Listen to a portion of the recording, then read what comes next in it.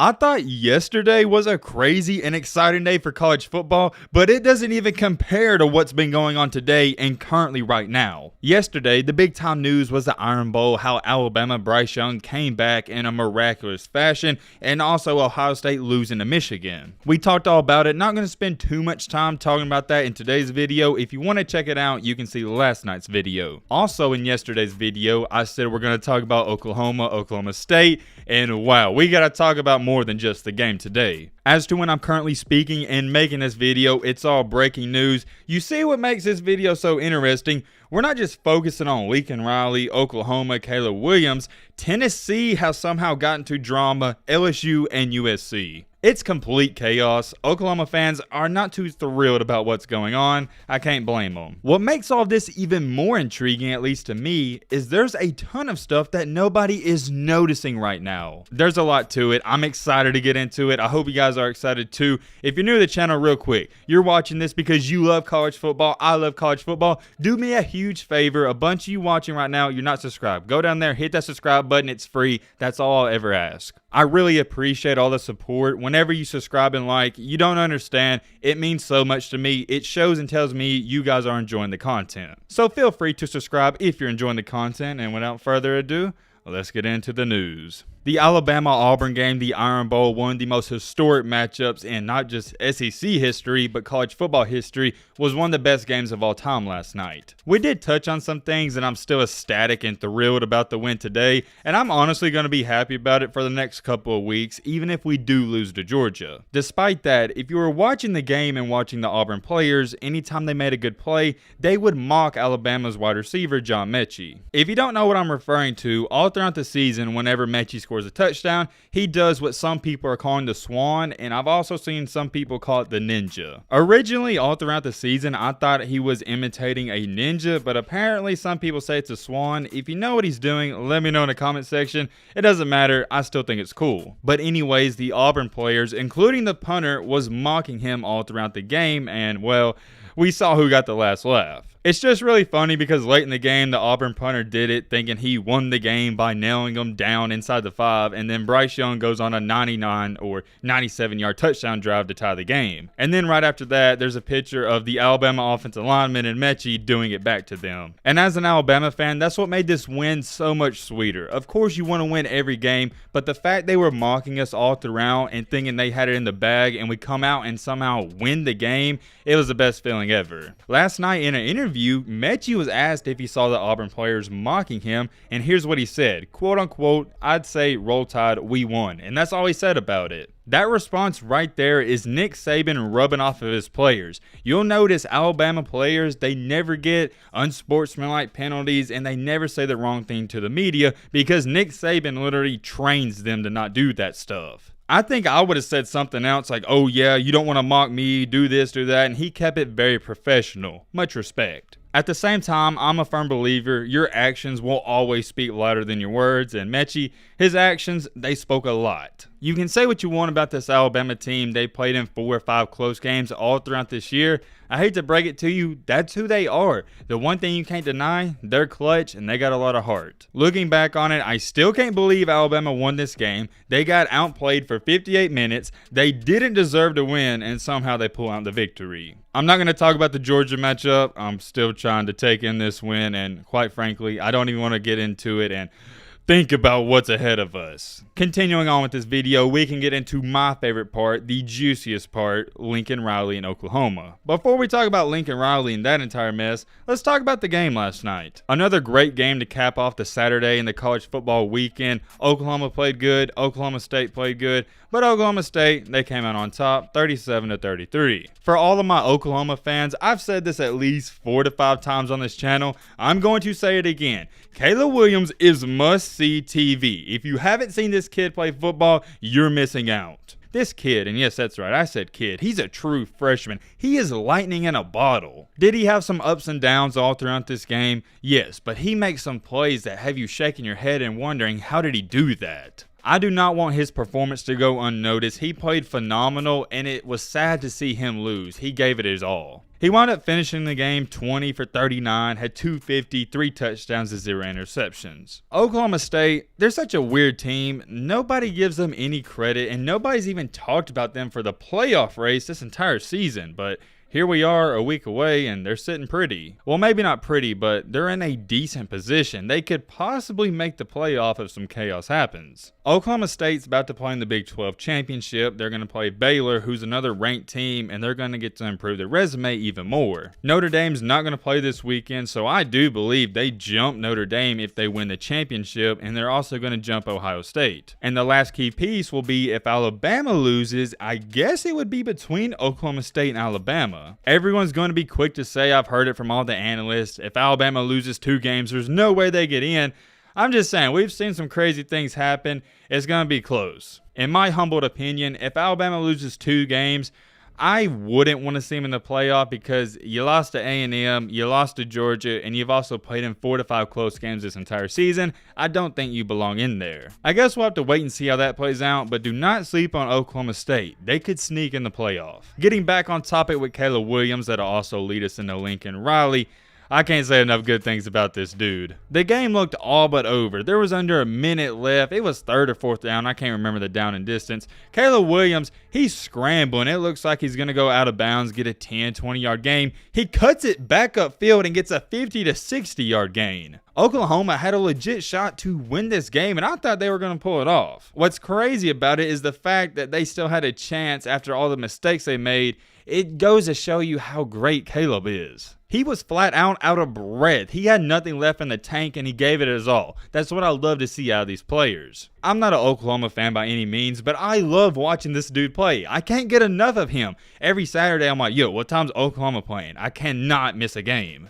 The last thing I'm going to speak about on the Oklahoma State game, there was one pass interference call they completely missed. I'm going to show you a picture right now. Williams underthrew the pass. The wide receiver was coming back trying to catch it. The cornerback is straight up holding him and not allowing him to move. That is literally the biggest pass interference I've seen. To top that off, make matters even worse, in the next possession for Oklahoma State, they got a pass interference call, and it wasn't even as bad. I'm not one to blame the refs because they're going to miss calls on both sides of the ball. It's not that big of a deal. You shouldn't put them in a position to cost you the game. That's how I look at it, and that's how my coaches told me to look at it growing up. Speaking of refs missing calls, in the Alabama-Auburn game, if anything, Alabama was getting screwed over. Early in the game, they missed a wide receiver interference on Jamison Williams that I thought was clear as day pass interference. They didn't call it. I couldn't believe I went on Twitter earlier today, and you still had some Auburn fans and fans in general saying that Alabama had the refs on their side. No, and no, that's people looking for excuses because they hate Alabama. For all the bozos out there, Alabama had 11 penalties for 129 yards. Auburn only had 7 for 52. Alabama had more than double. No one's bringing that up, and you want to know what's even better? If Auburn had those penalties and yards, they swapped, they were vice versa, everyone in the world would be saying, oh, Alabama cheated, the refs were on the side, and blah, blah, blah, blah. But it's okay for Alabama to get penalized and get all these yards against them. Nobody speaks about that. But whenever it's reversed, it's, oh, Alabama's cheating. I understand the refs are going to miss calls, but whenever people blame them for their team losing, I don't even look at that nonsense. While Oklahoma's game was wrapping up, there wasn't all too much to be said. Nobody was talking about Lincoln Riley and other things going on like they are today. However, the video I'm making right now is almost perfect timing because I planned on making it because 2 days ago, not yesterday, but Friday, there was some interesting stuff leaked about Lincoln Riley. I can't believe nobody talked about this and nobody brought it up. I understand some of you be like, oh, it's not that big of a deal. To me, it told the complete story. I'm sure by now if you're an Oklahoma fan, you heard all the rumors saying, oh, Lincoln Riley, he's going to go to LSU, and he shut those rumors down quickly. He said he's not going there. Well, Friday, ironically enough, he got 3 new followers on Twitter that are committed to LSU. That's not a coincidence. If it was 1, maybe. 2, maybe, but 3, no. Not only that, but the head basketball coach, Will Wade, followed him, and also the LSU baseball coach followed him. I don't care what you say, that's not a coincidence. What makes it even better is that was before before the game on Saturday. So obviously there was some talking going on with Lincoln Riley and the LSU staff, or the members. To follow that up, today, only an hour or two ago as to when I'm speaking, it's announced that Lincoln Riley is leaving Oklahoma to go to USC. A little fishy if you gotta ask me. If you think this is happening out of the blue and out of the random, you're completely wrong. They've been talking for at least 5 to 6 weeks. If you don't got Twitter, you gotta download it. It's a funny place. When all these LSU rumors were coming out, I was seeing Oklahoma fans saying, "Oh, you're crazy. Lincoln Riley, he's not gonna leave us. He's got a great house. He's got a mansion. He loves it here." For all the people saying he's got a house there, this and that, I hate to break it to you, with all the money USC is giving him, or LSU would have gave him, he can buy an even bigger house. He's not worried about leaving that house in Oklahoma. To top that off, no disrespect,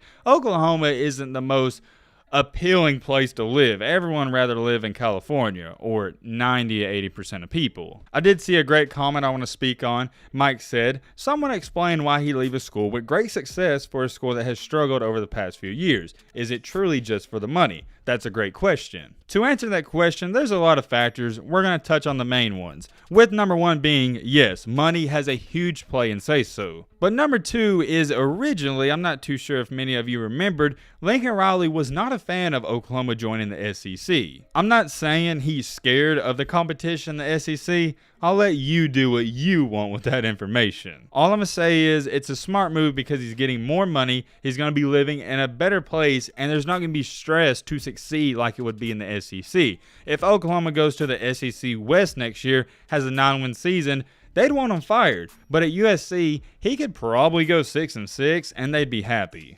Everyone's wondering why, but don't think about it too hard. It's common sense. Why in the world would you struggle and have a hard time and stress out competing in the SEC week in and week out when you could go to the weak Pac-12 and dominate for years to come? The Pac-12 is the sorriest Power 5 conference, and he can easily win championship after championship and get to the playoff easily. It's not hard. It's a no-brainer. I'm not going to spend too much time talking about it. That right there is what nobody is noticing about it. Your casual fans are scratching their heads saying, why in the world would he leave Oklahoma? We're great. We're winning 10 to 11 games. He's got it made. He's got a big house, this and that. My friend, come to your senses. California is going to be way easier to coach and way easier to recruit. They got the best recruits in the country. Let me put it this way. I always try to put it in perspective so some of you can relate to it. Would you rather make $25 an hour, work 8 hours, and you're working hard nonstop, or make $35 an hour and you're only working 4 to 6 hours and it's easy? I know it's not the exact same thing, but it puts it in a better perspective and sample size. I hate how people question these coaches and their loyalty. Look, I'm talking to you right now. Would you turn down a better job that's paying you more money? I don't think so. You can say what you want, but college football, it's a business for these guys. It's how they make their money. It's not personal. I'm sure you love those kids, but business is business. Earlier in this video, I mentioned how we got to talk about Tennessee.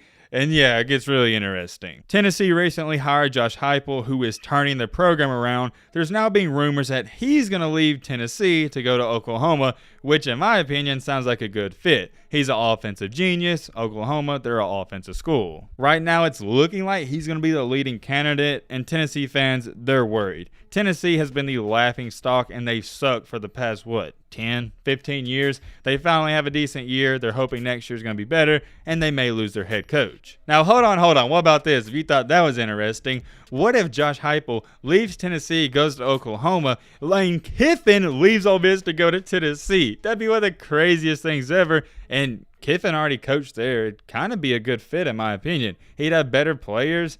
I don't know. I think it'd work. Let me know what you think. It could happen. I'm not too sure if it will. At the same time, last night, if you would have told me that Lincoln Riley was going to USC, I'd have thought you're crazy. I thought if anything, he'd go to LSU. Even going to LSU would be a terrible decision because if he didn't win in 1 to 2 seasons, they'd give him the boot. It was Sunday. A lot of people are watching the NFL, but what a day for college football. It's heating up. We got the playoff race heating up. I'd go out on a limb here and say this has been one of the most interesting college football seasons in the past 10 to 15 years. So much stuff is going on. You got a non-Power 5 school that's going to make the playoff. Nobody knows who's going to be the 3rd and 4th team. It's just getting started. Let me know what you think about this in the comment section down below. There's a lot. Hope you guys enjoyed the video. Hit that subscribe button, and yeah, let's be great. I'm out, y'all. Hit that subscribe button. I'm going to say it again. Hit that subscribe button and leave a like for more. And as always, let's be great, man. Peace.